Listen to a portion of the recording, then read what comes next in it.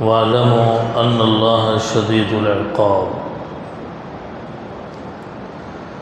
وقال النبي عليه الصلاة والسلام: بادروا بالأعمال فتنا كقطع الليل المظلم يصبح الرجل مؤمنا ويمسي كافرا ويمسي مؤمنا ويصبح كافرا، أو كما قال عليه الصلاة والسلام. سبحان ربك رب العزة عما يصفون وسلام على المرسلين والحمد لله رب العالمين. اللهم صل على سيدنا محمد وعلى آل سيدنا محمد وبارك وسلم. اللهم صل على سيدنا محمد وعلى آل سيدنا محمد وبارك وسلم. اللهم صل على سيدنا محمد وعلى آل سيدنا محمد وبارك وسلم. حاضرین محترم، سامعین عالی مقام، احترام کے لائق معزز حاضرین، قرآن کریم کی آیت تلاوت کی گئی ہے جس کا ترجمہ یہ ہے کہ تم اس فتنے سے بچو کہ جو تم میں سے صرف ظالموں کو نہیں پہنچے گا. جان لو کہ اللہ تعالیٰ سخت سزا دینے والے ہیں. آقائے مدنی، تاجدار بطحہ، فخر دو عالم حضرت محمد مصطفیٰ صلی اللہ علیہ وسلم کی مبارک حدیث پڑھی خطبے میں، جس کا ترجمہ یہ ہے کہ تم اعمال کرنے میں جلدی کرو، ورنہ ایک ایسا فتنوں کا وقت آئے گا کہ جیسے رات کے اندھیرے ٹکڑے ہوتے ہیں اس طریقے سے فتنوں کی بھرمار ہوگی. صبح کوئی ایک آدمی مومن ہوگا، شام ہوتے ہوتے کافر ہو جائے گا. شام کو ایک آدمی مومن ہوگا، صبح ہوتے ہوتے کافر ہو جائے گا. اللہ کے نبی یہ بات ارشاد فرما رہے ہیں، قیامت سے پہلے ایک ایسا زمانہ آنے والا ہے. دوستوں اور بزرگوں، آج کا جو دور ہے، اس دور کو اگر غور سے دیکھا جائے تو فتنوں کی کثرت اتنی زیادہ ہے کہ انسان بہت کنفیوز ہے کہ حق کس کو سمجھے، باطل کس کو سمجھے، دین کا صحیح طریقہ کیا ہے، غلط طریقہ کیا ہے.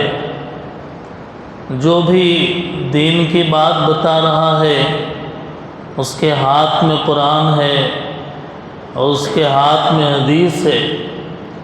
جو بھی دین کے نام پر تشریح کر رہا ہے اور بیان کر رہا ہے، اس کے سر پہ پگڑی ہے، اس کا لباس عالمانہ ہے، اور وہ ایسے امت کے سامنے دین کو پیش کر رہا ہے. دیکھنے والے عام مسلمان کو دیکھ کر یہ فیصلہ کرنا مشکل ہو رہا ہے کہ یہ صاحب جو بات بتا رہے ہیں وہ صحیح کہہ رہے ہیں یا غلط. یہ ڈیسائیڈ کرنا مشکل ہو رہا ہے. یہ ایسا ہی دور ہے کہ آپ انٹرنیٹ کھولیں، سوشل میڈیا، تو اس کے اوپر ایسے اسلامی اسکالرس کی کثرت ملے گی آپ کو. کوئی اپنے آپ کو ریاض احمد گوہر شاہی بتاتا ہے، کوئی اپنے آپ کو انجینئر بتاتا ہے، کوئی اپنے آپ کو جاوید احمد غامدی کا بتاتا ہے، کوئی فیاض نامی آدمی کا معتقد بتاتا ہے، کوئی شکیل ابن حنیف نام کے آدمی کا فالوور ہے۔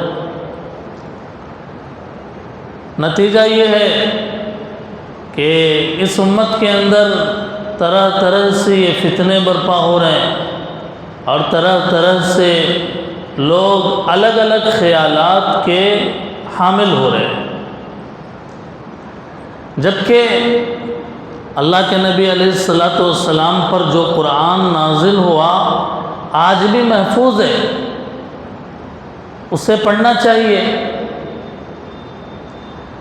نبی صلی اللہ علیہ وسلم نے جو اپنی زندگی میں تعلیمات ارشاد فرمائے احادیث کی شکل میں، آج بھی وہ کتابوں میں ہیں، بخاری شریف میں، مسلم میں، ترمذی میں، حدیث کے ذخیرے کے اندر ساری روایتیں لکھی ہوئی ہیں، خواہ طہارت کے بارے میں ہو، نماز کے بارے میں ہو، نکاح کے بارے میں ہو، طلاق کے بارے میں ہو، مضاربت کے بارے میں ہو، خرید و فروخت کرنے کے بارے میں ہو، کرائے پر دینے کے بارے میں ہو۔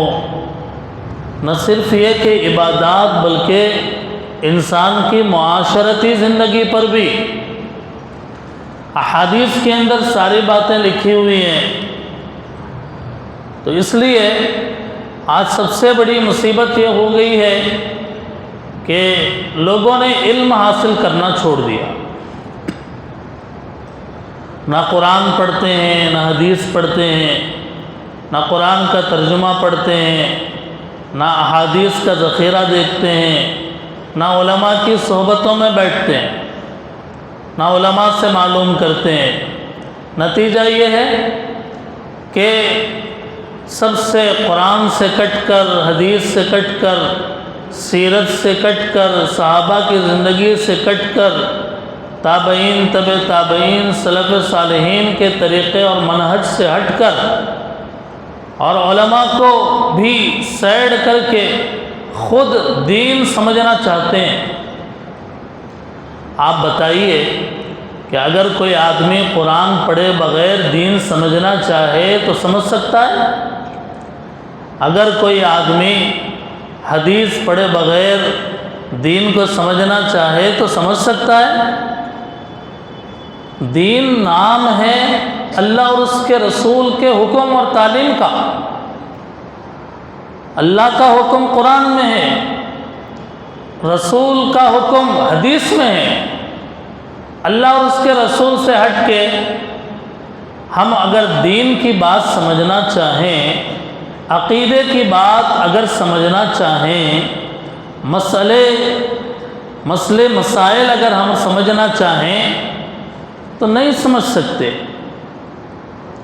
آپ نہیں، کوئی عالم بھی اگر قرآن سے ہٹ کر، حدیث سے ہٹ کر دین کو سمجھنا چاہے تو نہیں سمجھ سکتا۔ دین قرآن میں اور حدیث میں لکھا ہوا ہے، اب اس کو پڑھنا پڑے گا۔ اس کے پڑھنے کے لیے ہمارے پاس وقت نہیں ہے۔ ہم اپنی اولاد کو حافظ قرآن نہیں بناتے، عالم دین نہیں بناتے۔ ہم اپنی اولاد کو صرف نورانی قاعدہ اور اردو کی پہلی کتاب پڑھا دیتے ہیں کہ بھئی انہیں قرآن پڑھنا آ گیا، انہیں اردو پڑھنا آ گیا، اور بس اسی پہ خوش ہیں۔ علم کے اندر جو گہرائی چاہیے قرآن کو سمجھنے کے لیے، حدیث کو سمجھنے کے لیے، اس گہرائی سے ہم دور ہیں، تو ظاہر ہے کہ قرآن اور دین کی بات کو صحیح طریقے سے سمجھنا کیسے ممکن ہو جائے گا۔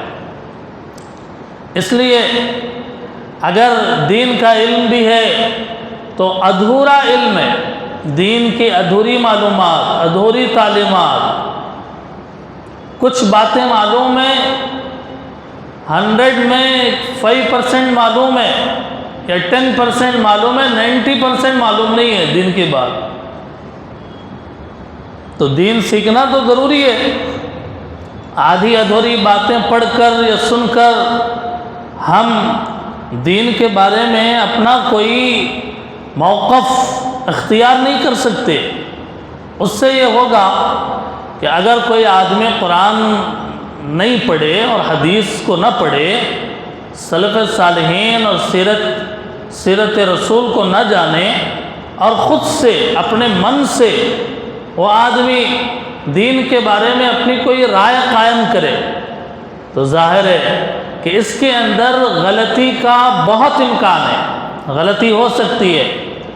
اسی لیے اس بات کی بڑی ضرورت تھی، اس بات کی سب سے بڑی ضرورت تھی کہ آج امت کو دین کے بارے میں سمجھایا جائے کہ دین کیا ہے، دین کیا نہیں ہے۔ صرف نماز پڑھ کر، صرف روزے رکھ کر ہم اپنے ایمان کی حفاظت نہ کر پائیں گے جب تک اپنے آپ کو ہم فتنوں سے نہیں بچائیں گے۔ یہ دور فتن ہے، یہ دور فتن ہے۔ اپنے آپ کو فتنوں سے بچانے کے لیے ضروری ہے کہ ہم جو ہے دین کے بات کو اچھی طرح سے سمجھنے والے بن جائیں۔ اسی لیے اس موجودہ دور میں فتنوں سے بچنے کے لیے ایک دن کا ورکشاپ رکھا گیا ہے، تفہیم ختم نبوت ورکشاپ کے عنوان سے۔ تفہیم کے معنی سمجھنا، سمجھانا، عربی ورڈ ہے یہ تفہیم، اس کے معنی ہے سمجھانا، دوسروں کو ایکسپلین کرنا، سمجھانا، اپنی بات بتانا۔ دین اور ختم نبوت کیا چیز ہے، اس سے امت کو آگاہ کرنا یہ ضروری ہے۔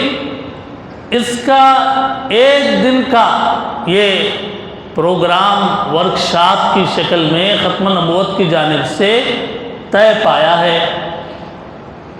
اس کے اندر 9 عنوان پر 9 ٹاپکس ہیں۔ اس ایک دن میں ان 9 عناوین کے اوپر بیانات ہوں گے، اور یہ بتایا جائے گا کہ ہمارے ارد گرد اور ہم جن لوگوں کے بیانات سنتے ہیں یا دین جن سے لے رہے ہیں، ان میں سے کون صحیح ہے اور کس کے خیالات اور کس کے عقائد دین سے ہٹ کر ہے، قرآن سے ہٹ کر ہے، حدیث سے ہٹ کر ہے۔ اس لیے کہ اگر نہیں بتایا جائے گا، امت کے سامنے اگر وضاحت نہیں کی جائے گی، تو پھر لوگ من لگا کر سنتے چلے جائیں گے، جو بھی بول رہا، جیسا بھی بول رہا، اس کی بات کو قبول کرتے چلے جائیں گے، اور ان بیان کرنے والوں کے بیانات ہمارے دماغوں میں بیٹھ جائیں گے۔ غلط خیالات اور دین کے نام پر جو باطل نظریات ہے وہ ہمارے دماغوں میں ایسے بیٹھ جائیں گے کہ اب اس کا نکلنا مشکل ہو جائے گا۔ بہت سارے ہمارے نوجوان ہیں، ایسے بہت سارے نوجوان ہیں کہ جو پہلے ان کے فالوور تھے، ان کی باتیں سنتے تھے، ان کو اچھا لگتا تھا، لیکن بعد میں جب ایک لمبا زمانہ گزر گیا اور اس کے بعد آ کر ان کو بتایا گیا کہ بھئی یہ غلط ہے، یہ صحیح نہیں ہے، یہ قرآن کی فلاں آیت کے خلاف بول رہے ہیں، یہ فلاں حدیث کے خلاف یہ بات کر رہے ہیں، تو اب وہ بھڑک گئے، وہ نوجوان بھڑک گئے۔ بھئی اتنے زمانے سے ہم ان کو اپنا دین کا امام بنا کر آئے ہیں، آج آپ یہ کہہ رہے ہیں کہ یہ غلط ہیں، تو گویا کہ ان کے تابع ہو گئے، ان کے فالوور ہو گئے، اور ناسمجھی میں ہمارے نوجوانوں نے کسی کے ہاتھ پر مہدی ہونے کی بیعت کر لی، تو بھئی یہ مہدی ہیں، ان کے ہاتھ پہ بیعت کرو۔ ہمارے نوجوانوں نے اس امت میں ایسے واقعات پیش آئے ہیں کہ انہوں نے ایک ایسے آدمی کے تابع ہو گیا، اپنے آپ کو اس کے متبعین میں شمار کر لیا کہ جس نے اپنے بارے میں یہ دعویٰ کیا کہ کہ میں حضرت عیسیٰ علیہ السلام ہوں، جس نے یہ دعویٰ کیا اس آدمی کو ماننے والے ہو گئے ہمارے نوجوان۔ اب پتہ بھی نہیں ہے کہ کتنے بڑا دعویٰ ہے یہ، حضرت عیسیٰ علیہ السلام کا ہونا کتنا بڑا دعویٰ ہے۔ ایسا بھی ہوتا ہے کہ ناواقفیت میں اور نادانی میں لوگ ایسے آدمی کے پیچھے چلنے لگے جو حدیث کا انکار کر رہا۔ جو کس کا انکار کر رہا ہے؟ حدیث کوئی چیز نہیں ہے، بولے قرآن ہی ہے بس کافی ہے، حدیث کی ضرورت ہی نہیں ہے، اور نعوذ باللہ حدیث بیکار ہے، یہ صرف قصے کہانیاں ہیں بول کے بول دی ہے حدیث کے بارے میں۔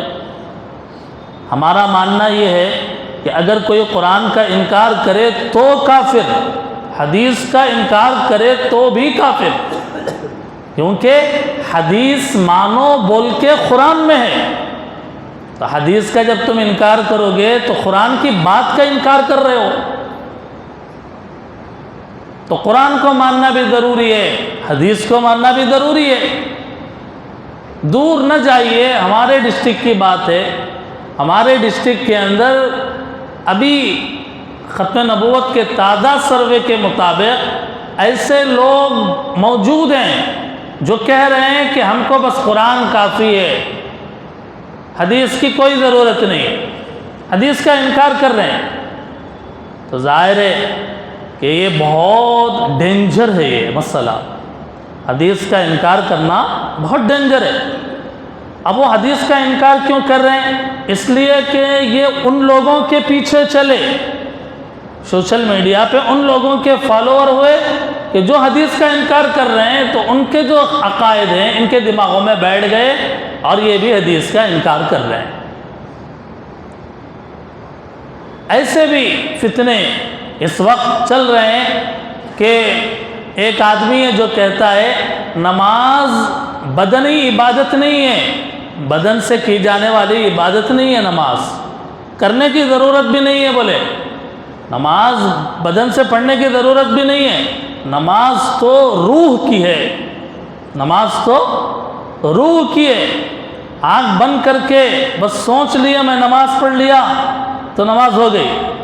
اب کتنا آسان دکھ رہا ہے، اچھا ہے، آنکھاں تو ویسے جب بند ہوتے ہی رہتے، خالی سوچ لیا نماز پڑھ لیا بولے تو نماز ہو جاتی، بول رہے ہیں کتنا اچھا دکھ رہا، چلو 1000 لوگ اس کے پیچھے لگ گئے، ایک بڑا فتنہ بن گیا ہے۔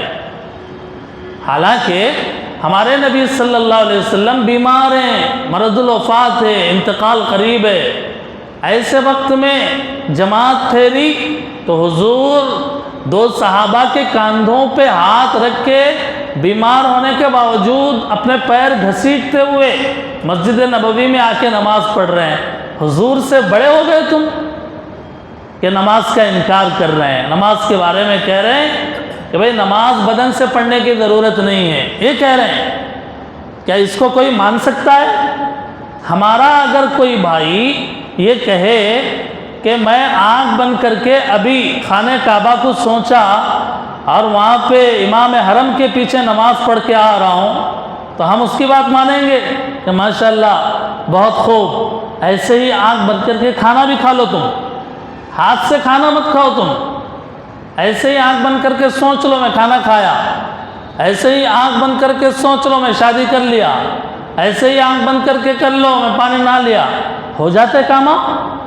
پیٹ بھر جاتا؟ نہیں بھرتا پیٹ۔ جب آنکھ بند کر کے سوچنے سے، روح کے سوچنے سے جب پیٹ نہیں بھرتا، تو آنکھ بند کر کے اگر یہ سوچ رہے ہیں میں نماز پڑھ لیا تو نماز کیسے ہو جا رہی؟ نہیں ہوتی۔ پتہ یہ چلا دھوکہ ہے یہ، اور یہ معصوم لوگوں کو یہ بتانے کی کوشش ہے کہ دین کتنا آسان ہے۔ یہ لوگ قرآن حدیث بول کے ہمارے کو بھٹکائے، گمراہ کر دیے۔ دین تو اتنا آسان ہے، آنکھ بند کر لو اور آپ حرم شریف میں پہنچ گئے، سبحان اللہ۔ تو یہ کیسی جہالت کی بات ہے، نادانی کی بات ہے۔ اب حق بات جب بیان نہیں کریں گے ہم جب بیان نہیں کریں گے حق بات، تو ایسے ہی غلط باتیں لوگوں کے اندر پھیلائی جاتی رہیں گی، اور لوگ جو ہے اس کو ماننے لگیں گے۔ اور اس طریقے سے ایک بہت بڑا فتنہ برپا ہو جائے گا۔ ایک فتنہ ہے اہل قرآن کا، وہ یہ کہتے ہیں کہ بھئی نمازیں صرف 2 فرض ہیں، فجر کی پڑھ لو اور عصر کی پڑھ لو، بس 2 ہی نمازیں ہیں۔ اب ایک عام آدمی کو جو مسجد سے دور ہے، جو دین نہیں معلوم اس کو اگر وہ یہ بات بتائے تو انہیں بولتا کتنا اچھا ہے 2 نمازیں، دوسرے لوگوں کے پاس گئے تو 5 پڑھو بولتے، 2 پڑھ لیں گے ختم ہو جاتا ہے، انہوں بھی قرآن کی بات بول رہے نا، اب 2 نمازوں کا عقیدہ بن گیا۔ اب وہ کہتا پھر رہا ہے کہ بھئی 2 ہی نمازیں ہیں، 2 نمازیں پڑھ لیے تو کافی ہے، اور جو 5 نمازیں پڑھ رہے ہیں وہ غلط پڑھ رہے ہیں، ایسا ہے ویسا ہے۔ تو یہ فتنے کہ جس کے بارے میں نبی صلی اللہ علیہ وسلم نے بتایا، ایک فتنہ ہے قادیانی کا۔ قادیانی کس کو بولتے؟ کہ جو نبی صلی اللہ علیہ وسلم کے بعد ایک اور نبی آنے کا عقیدہ رکھے۔ پنجاب میں مرزا غلام احمد کے نام سے جو ایک آدمی آج سے 100-150 سال پہلے گزرا، اس نے اس کی بنیاد ڈالی کہ حضور آخری نبی نہیں ہیں، میں بھی نبی ہوں، اللہ نے مجھے بھی نبی بنایا۔ اللہ کی اس پر لعنت ہو۔ کیوں؟ اس لیے کہ اللہ کے نبی نے جھوٹے نبوت کا دعویٰ کرنے والے پر لعنت فرمائی۔ نبوت کا جھوٹا دعویٰ کرنے والے پر نبی صلی اللہ علیہ وسلم نے لعنت فرمائی۔ تو اب اس پر جب لعنت ہے، اب لوگ اس کے اوپر، اس کے نبی ہونے کے اوپر ایمان لا رہے ہیں کہ بھئی یہ صاحب بھی نبی ہیں، مرزا غلام احمد قادیانی یہ بھی نبی ہیں، ان کو مان رہے ہیں۔ ایسے ہی ایک فتنہ ہے فرقہ غامدی۔ غامد جاوید احمد غامدی کے نام سے ایک اسلامی اسکالر ہے جو قرآن کریم کے بارے میں غلط عقیدے رکھتا ہے، اور یہ کہتا ہے کہ گانا بجانا میوزک حلال ہے، حرام نہیں ہے۔ گاؤ بجاؤ جی، ڈھول پیٹو جائز ہے۔ یہ کیسی ناسمجھی کی بات ہے۔ اور اسی طریقے سے سنت صرف 27 کاموں کا نام ہے، 27 کام سنت ہیں، 27 کے علاوہ جتنے ہیں وہ سب زائد ہیں۔ 27 کام کے علاوہ جتنے کام ہیں وہ کوئی دین کا حصہ ہی نہیں ہے۔ ایسے ہی اس دور کا ایک فتنہ فیاض کا فتنہ ہے۔ وہ فیاض کا فتنہ، فیاض نام ہے ایک آدمی کا، حیدرآباد کا رہنے والا ہے۔ اس نے یہ فتنہ شروع کیا کہ جو میرے اوپر ایمان نہ لائے وہ جہنم میں جائے گا۔ جو اللہ کے بعد میرے اوپر ایمان لانا ضروری ہے، میری اطاعت کرنا ضروری ہے، اگر نہیں مانے گا تو وہ جہنم میں چلا جائے گا۔ ایسے ہی ایک صاحب ہیں شکیل ابن حنیف کے نام سے، دربھنگا کے کسی دیہات کا رہنے والا ہے یہ شکیل ابن حنیف۔ اس نے بھی طرح طرح کے غلط عقائد امت کے درمیان میں پھیلایا ہے۔ ایک فرقہ ہے فرقہ گوہر شاہی کے نام سے، ریاض احمد گوہر شاہی، یونس الگوہر شاہی۔ آج کل انڈیا میں اور خاص طور پہ ہمارے ریاست کے اندر ایسے لوگ تیار ہو گئے کہ جو اس کے ماننے والے ہو گئے، جو کہتا ہے کہ بھئی مسجد مندر سب ایک ہے۔ جی میں مسجد میں بھی جاتا ہوں، میں مندر میں بھی جاتا ہوں، میں چرچ میں بھی جاتا ہوں، وہاں پہ یہاں پہ سب جاتا ہوں، اللہ کو مان لیے تو جنت، رسول کو نہیں مانے تو بھی چلتا۔ یہ عجیب طرح کے خیالات ہیں، اور ہر ایک جو ٹائٹل لے کر آ رہا ہے وہ دین کا، جو ٹائٹل لگا کر آ رہا ہے وہ قرآن کا اور حدیث کا۔ ایک عام سٹوڈنٹ ہے، کالج کا بچہ ہے، اس کو نہیں معلوم، اس نے صرف الف با سیکھا، اس نے اردو پڑھنا لکھنا سیکھا، قرآن سیکھا، لیکن قرآن کے احکام کو اور احادیث کو گہرائی کے ساتھ اس نے نہیں پڑھا، تو اب اس کو کیا پتہ چلے گا کہ ایک آدمی اگر دعویٰ کرے تو ظاہر ہے کہ وہ اس کو سچ ماننے لگے گا۔ اس طریقے سے کالجوں، یونیورسٹیوں اور اسی طریقے سے باہر غلط صحبتوں کے ذریعے سے یہ فتنے وجود میں آ رہے ہیں، یہ فتنے برپا ہو رہے ہیں۔ اس طریقے کے اور بھی لوگ ہیں کہ جن کے بارے میں اس ایک دن کے ورکشاپ کے اندر یہ بتایا جائے گا کہ بھئی اسلام صحیح اس کو سمجھنے کا طریقہ کیا ہے اور غلط کیا ہے، صحیح نظریات کیا ہے، غلط نظریات کیا ہے، صحیح عقائد کیا ہیں، غلط عقائد کیا ہیں۔ یہ بات سمجھنے کی ہے کہ ہر اردو اور عربی پڑھنے والے کو دین کی گہرائی نہیں حاصل ہو سکتی۔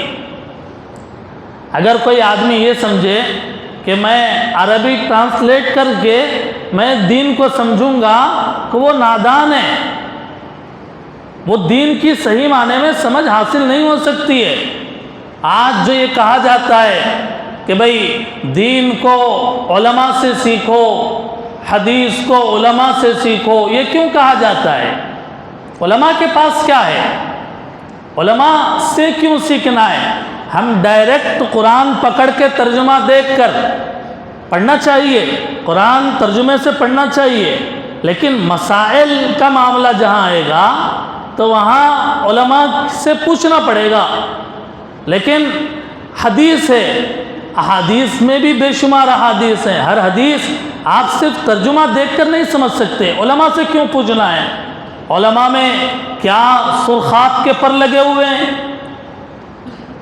اس لیے یہ بات سمجھنے کی ہے کہ علماء نے 10 سے 15-20 سال صرف قرآن اور حدیث کو سمجھنے میں لگایا ہے، 8 سال صرف عالم کورس کرنے کے لیے لگتے ہیں، اس کے اندر پورا گرامر، عربیت کا پورا گرامر، علم نحو کا، علم صرف کا، علم ادب کا، علم فصاحت کا، علم بلاغت کا، یہ عربی ادب سکھایا جاتا ہے، عربی لینگویج میں مہارت پیدا کی جاتی ہے، اور بیسک جو قرآن و حدیث کے بیسک ہے وہ سکھائے جاتے ہیں۔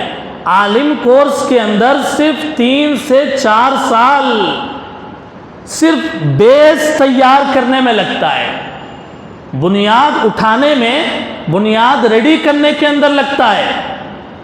کوئی محل بنانا ہے، کوئی 10 منزلہ عمارت بنانا ہے تو اس کی بنیاد مضبوط ہونی چاہیے نا، یا ایسے ہی زمین کے اوپر سے آپ عمارت شروع کر دیں گے؟ نہیں، تو صرف عالم کورس کے اندر 4 سال بنیادیں مضبوط کی جاتی ہے، عربی زبان کے بارے میں، نحو، صرف، عربی ادب، علم منطق، علم فلسفہ، یہ سب سکھایا جاتا ہے، اصول تفسیر، اصول فقہ، اصول حدیث، یہ ہر عالم کو سکھایا جاتا ہے، ہر عالم کو سکھایا جاتا ہے۔ صرف 4 سال صرف اسی پر لگے۔ ابھی اس کے بعد قرآن کا پورا ترجمہ پڑھایا جاتا ہے، اس کے بعد قرآن کی پوری تفسیر پڑھائی جاتی ہے، اس کے بعد احادیث پڑھائے جاتے ہیں۔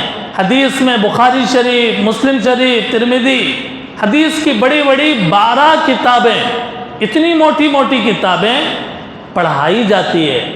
ان کو یہ بتایا جاتا ہے کہ اس آیت کو حضور کے اوپر یہ آیت کس موقع پر نازل ہوئی، اور یہ آیت کا شان نزول کیا ہے، اس کا حکم کیا ہے، اور اس لفظ سے یہ مسئلہ کیسے نکل رہا ہے۔ تو اس لیے کوئی عالم بننا، یعنی عالم کورس کر کے عالم بننا کوئی ہنسی مذاق نہیں ہے، بلکہ میں نے کہا کہ 4 سال صرف بیسک چیزیں بتائی جاتی ہے، اور اس کے بعد کے جو 4 سال ہیں اس کے اندر قرآن حدیث کھول کر پڑھائی جاتی ہے۔ اس کے اندر لائر کو پڑھائی جانے والی جو کتابیں ہیں، اسلامک لا، ہدایہ، وہ پڑھائی جاتی ہے، ہدایہ 4 جلدوں میں ہدایہ ہے، وہ پڑھائی جاتی ہے۔ قرآن کی اتنی موٹی تفسیر ہے جلالین، وہ پڑھائی جاتی ہے۔ جی، اصول پڑھائے جاتے ہیں فقہ کے، تفسیر کے، بہت ڈیپ میں لے جا کر ماہر بنایا جاتا ہے پھر کہیں جا کر یہ عالم ہونے کی دستار ایک عالم کے سر کے اوپر باندھی جاتی ہے۔ لیکن آج کیا ہو گیا، مجھے میرے فون میں اردو سے عربی ٹرانسلیٹ ہے تو میں بس دیکھ کر سمجھ جاؤں گا، قرآن کی آیت ماروں گا اور اپنا مطلب نکال لوں گا اور اس کے بارے میں اپنی رائے قائم کر لوں گا کہ بھئی اس کے بارے میں یہ رائے یہ ہے۔ اپنا 1 سال زندگی کا اس نے عربی گرامر سیکھنے کے لیے نہیں نکالا۔ اب وہ آدمی اگر بینچ سجا کر ایک طرف قرآن حدیث ساری کتابیں رکھا کر بیٹھ جائے اور اپنے دل میں جو خیالات آئے قرآن کے بارے میں حدیث کے بارے میں اگر وہ بتائے گا تو آپ بتائیے وہ غلطی کر سکتا ہے یا نہیں کر سکتا؟ یہ ایسے ہی ہے کہ جیسے کوئی آدمی ماہر MBBS بنے بغیر آپریشن شروع کر دے، سرجن بن جائے وہ اور جو ہے آپریشن کرنا شروع کر دے، حالانکہ اس نے ڈاکٹری کی ڈگری نہیں لی، اس نے ڈاکٹری کی پڑھائی نہیں کی، اس نے صرف کتابیں دیکھ لیا اور کتابیں اپنے گھر کے اندر رہ کر پڑھ لیا اور وہ ہاسپٹل کھول کر بیٹھ گیا، تو کیا ایسا ہوتا ہے؟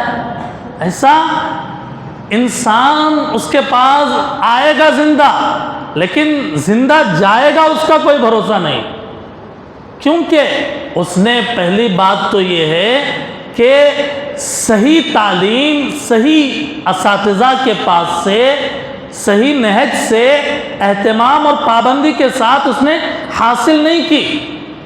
اور پھر یہ بات آپ میں سے جو ایجوکیٹڈ ہیں وہ لوگ جانتے ہیں کہ صرف ڈگری لینا کافی نہیں ہے، MBBS کی ڈگری لے لیے، ڈاکٹریٹ کی ڈگری لے لیے کافی نہیں ہے، بلکہ اس ڈگری کے ہو جانے کے بعد پریکٹس کرنا، کسی ماہر ڈاکٹر کے نگرانی میں ہاتھ کے نیچے رہ کر کچھ وقت گزار کر اپنے آپ کو اس فیلڈ کا ماہر بنانا وہ بہت زیادہ ضروری ہے۔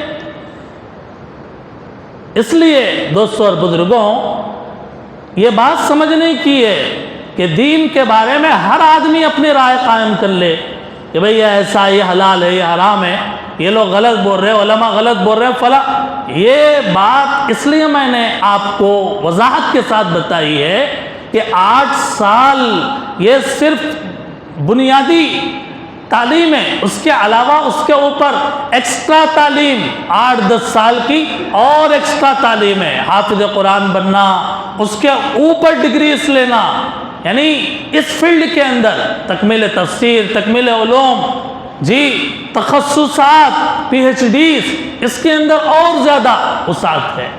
اس لیے آج ضرورت ہے اس بات کی کہ ہم اپنے ایمان کی حفاظت کریں، اپنے عقیدے کی حفاظت کریں، اور اپنے ایمان اور عقیدے کی حفاظت کرنے کے لیے ہم صحیح جگہ سے دین سیکھنے والے بنے، صحیح مقام سے دین لینے والے بنے، دین سمجھنے والے بنے، جو ماہر علماء، جو مستند ہے ان سے دین کے بارے میں اگر ہم واقفیت لیں گے تو وہ غلط نہیں بتا سکتے، ان کے پاس دلائل ہوں گے، آیات ہوں گی، احادیث ہوں گے، اور اس کے علاوہ اور بھی بہت سارے طرح سے محفوظ ہوں گے وہ ہر گمراہی سے، ہر فتنے سے۔ اور نام نہاد اسلامی اسکالرز کی بات، جو بات ہمارے دماغ کو اچھی لگی اور جو ہماری عقل کے سمجھ میں آ گئی، ہم اس کو قبول کرتے اگر جائیں گے تو پھر امت کے اندر فتنے پیدا ہوں گے۔ میں نے خطبے میں جو حدیث پڑھی ہے کہ اللہ کے نبی نے فرمایا اعمال کرنے میں جلدی کرو، اور ایک ایسا وقت آنے والا ہے کہ جب فتنے لوگوں کے درمیان میں ایسے پھیل جائیں گے جیسے اندھیری رات کے ٹکڑے ہوتے ہیں، اور فرمایا کہ ایک وقت آئے گا آدمی صبح کو مومن ہوگا، شام ہوتے ہوتے کافر ہو جائے گا، شام میں مومن ہوگا، صبح ہوتے ہوتے کافر ہو جائے گا۔ ان فتنوں سے اپنے آپ کو بچانے کے لیے یہ ایک دن کا ورکشاپ رکھا گیا ہے۔ آئندہ ہفتے کی عصر سے لے کر اتوار کی عشاء کی نماز تک رامورم کمیونٹی ہال کے اندر یہ اجتماع رکھا گیا ہے۔ اس کے اندر 9 مختلف سبجیکٹ ہیں، اس کے اوپر بیانات ہوں گے، اور اس کے اندر اگر ہماری شرکت ہو جائے گی تو انشاءاللہ بہت سارے چیزوں سے اور فتنوں سے اور فسادات سے ہم محفوظ رہ سکیں گے۔ ہم اپنی بات کو مکمل کرتے ہیں شاعر کے اس شعر کے ساتھ: کچھ رہے نہ رہے پر تمنا ہے امیر، کچھ رہے یا نہ رہے پر تمنا ہے امیر، آخری وقت سلامت میرا ایمان رہے، وآخر دعوانا ان الحمدللہ رب العالمین۔ سنتیں پڑھی۔